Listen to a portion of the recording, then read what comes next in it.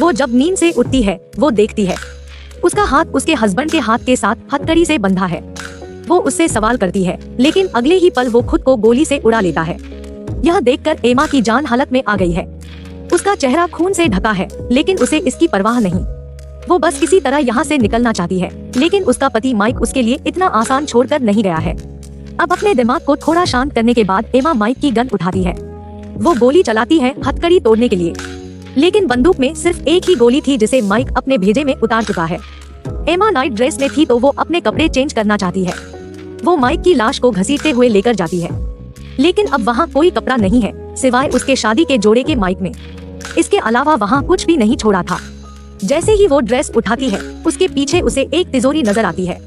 वो इस ड्रेस को माइक की बॉडी को खींचने के लिए काम में लाती है। वो खुद माइक की शर्ट उतार कर पहन लेती है। वो उसके साथ सीढ़ियों से उतरने की कोशिश करती है, लेकिन वो माइक की बॉडी के साथ लोटे खाते हुए सीढ़ी से नीचे गिरती है। बाहर खून जमाने वाली ठंड है। इतनी ठंड में बिना कपड़ों के नंगे पांव बाहर जाना जोखिम भरा है। एमा दरवाजा बंद करती है। वो मदद बुलाने के लिए कॉल करना चाहती है, लेकिन माइक उसका फोन भी पानी में डाल कर गया है। वो फोन को फ्लावर पॉट से बाहर निकालती है। फोन स्टार्ट तो हो जाता है, लेकिन उसका डिस्प्ले पूरी तरह से खराब हो चुका है। अब एमा किचन में जाती है। वो वहाँ एक चाकू तलाश करती है, लेकिन वहाँ मौजूद हर एक चीज वहाँ से गायब थी। लेकिन माइक की पूरी कोशिश के बावजूद शायद उसे एक भूल हो गई है। वो कार की चाबी छिपाना भूल गया है, लेकिन कार गैराज में है और अब एमा को नंगे पांव जमीन पर पड़ी बर्फ से होते हुए वहाँ पहुँचना होगा। अब एमा अपने पैरों में कपड़ा लपेटकर माइक की बॉडी को घसीटते हुए गैराज तक पहुँच जाती है। वो माइक को उठाकर किसी तरह कार में डालती है, लेकिन शायद उसने माइक को थोड़ा हल्के में ले लिया। हालांकि कार चालू तो हो गई थी, लेकिन वो आगे नहीं जा सकी क्योंकि माइक ने पहले ही कार से पेट्रोल को पूरा ड्रेन कर दिया था ताकि एमा को भागने का कोई मौका न मिल सके। अब अचानक से कार में माइक की पहले से रिकॉर्डेड आवाज सुनाई देती है। दरअसल आज उनकी शादी की पहली सालगिरह थी, लेकिन इस साल माइक जो एक बड़ा वकील था, उसका करियर लगातार नई ऊंचाइयां छू रहा था और वो एमा से बेवफाई करने लगा था। लेकिन एमा भी पीछे नहीं थी। वो भी माइक के अंदर काम करने वाले जैक के साथ रिलेशन में थी। माइक की रिकॉर्डिंग से एमा को पता चलता है कि माइक को इसके बारे में शुरू से पता था। वो एमा से आज उसका प्रतिशोध लेना चाहता है। अब एमा अपने हस्बैंड की बॉडी को खींचते हुए वापस घर के अंदर आ जाती है। वो अपना चेहरा साफ करती है। वो स्टोर रूम में जाती है, लेकिन माइक ने वहाँ मौजूद सारे टूल्स को भी पहले ही वहाँ से हटा दिया था। अब अचानक तेजी से दरवाजा खटखटाने की आवाज आती है। यह जैक है। वो एमा को बताता है कि मुझे तुम्हारे फोन से एक मैसेज आया था जिसमें तुमने मुझे मिलने के लिए यहाँ बुलाया था। एमा समझ जाती है कि यह भी माइक की ही प्लानिंग का एक पार्ट है। जैक माइक को मरा हुआ देखते ही समझ जाता है कि उसने खुद को क्यों मारा है। माइक एमा को बताता है कि माइक की कंपनी को अथॉरिटीज इन्वेस्टिगेशन कर रही थी और उसे यकीन था कि उसका जेल जाना तय है, इसलिए उसने खुद के साथ एमा और जैक को भी ले डूबने की रणनीति बनाई होगी। उसी समय दो आदमी घर की तरफ आते हैं। जैक को कुछ अनहोनी होने की बू आती है। वो गुर्राते हुए उनसे यहाँ से चले जाने को कहता है, लेकिन अगले ही पल वो जैक की जान ले लेते हैं। एमा डर से सहम गई है। वो माइक की बॉडी को अपने साथ खींचते हुए खुद को एक कोने में छुपा लेती है। वो दो आदमी अभी भी घर के अंदर हैं और उनमें से एक जैक को जान से मारने का विरोध कर रहा था। उनकी बातों से पता चलता है कि यह कातिल है जिन्हें माइक ने एमा और जैक को मारने के लिए चुना था। जब वो बेडरूम में प्रवेश करते हैं तो एमा जल्दी से लाश को खींचते हुए स्टोर रूम में चली जाती है, लेकिन लाश को खींचते हुए खून के निशान के लिए टॉम का ध्यान आकर्षित करते हैं। वहाँ एमा को एक बोट दिखाई पड़ती है। वो इससे भाग तो नहीं सकती, लेकिन वो इसके लंगर से माइक का हाथ काट सकती है। खून के निशानों को पीछा करते हुए कातिल टॉम वहाँ पहुँच जाता है। एमा खुद को छुपाकर एक कपड़े से खुद को ढक लेती है। वो अपनी सांसें थम लेती है। टॉम को माइक के खून से लथपथ बॉडी दिखाई दे जाती है। वो एमा को नहीं देख पाता और लहूलुहान लाश को देखकर घबराते हुए वहाँ से भाग जाता है। अब जब वो फिर से वहाँ वापस आता है, तब तक एमा कार के नीचे छिप गई थी। इस जगह अब दो लाशें मौजूद हैं। फिर भी विलियम यहाँ से जाने के लिए तैयार नहीं है, क्योंकि उसकी नजर इस घर के अंदर मौजूद उस तिजोरी पर है। उसे पता है कि इस तिजोरी को माइक और एमा ही खोल सकते हैं, और क्योंकि अब माइक तो मर चुका है, तो एमा को ढूंढना ही उनके पास आखिरी रास्ता है। अब विलियम का ध्यान एमा के पैरों पर लगे खून के फुटप्रिंट्स पर जाता है। अब विलियम निश्चिंत हो जाता है कि एमा जरूर कहीं आसपास ही कहीं छुपी है और वो नंगे पांव ज्यादा दूर तक नहीं जा सकती। वो कार के नीचे पड़े हुए एमा ये सब सुन रही थी। वो दर्द और ठंड से कांप रही थी। वो सोचती है कि वो किसी तरह इस मुसीबत से निकल पाएगी। एमा खून से सनी हुई थी।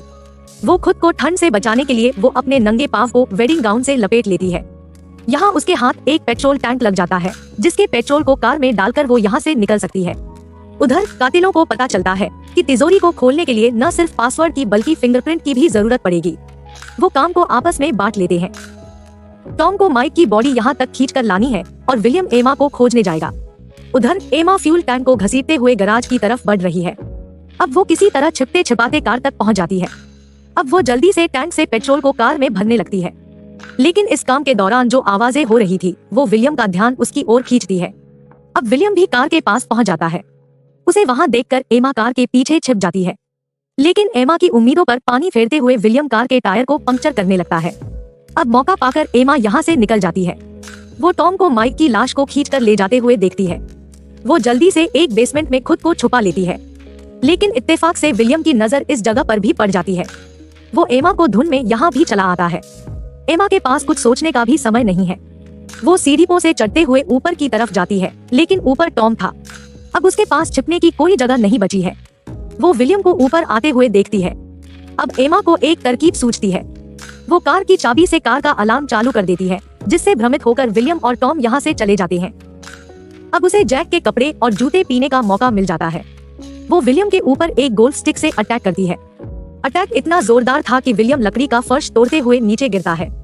वो बेहोश हो चुका है। अब टॉम जो विलियम को देखने वहाँ आता है, वो भी एमा के वार से नहीं बच पाता। अब एमा जल्दी से जाकर कार में बैठती है। वो जैसे ही कार को स्टार्ट करने जाती है, विलियम वहाँ पहुंचकर एमा को कार से बाहर खींच लेता है। वो एमा को मारकर बेहोश कर देता है, और जब हेमा को होश आता है, वो खुद को एक बार फिर माइक की बॉडी से खुद को बंधा हुआ पाती है। विलियम उसके पास आता है और एमा को पीटने लगता है, लेकिन टॉम जिसके अंदर थोड़ी इंसानियत थी, वो विलियम को माइक की बंदूक दिखाकर एमा से दूर कर देता है। दोनों को ही यह नहीं मालूम कि माइक की बंदूक खाली है। अब इस रहम के बदले एमा टॉम को पासवर्ड बता देती है।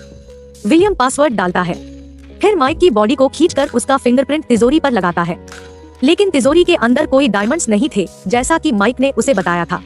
उसके अंदर एक आरी थी जिसमें लिखा था कि डायमंड्स एमा के नेकलेस के अंदर है। दरअसल माइक ने एमा को एक ऐसा खास नेकलेस पहना हुआ था जिसे एक बार पहनने के बाद खोला नहीं जा सकता।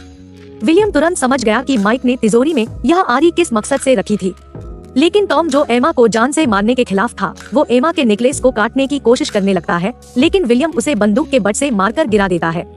अब विलियम एमा के ऊपर फायर करता है, लेकिन गोली खत्म हो चुकी थी। विलियम और एमा आपस में भिड़ जाते हैं।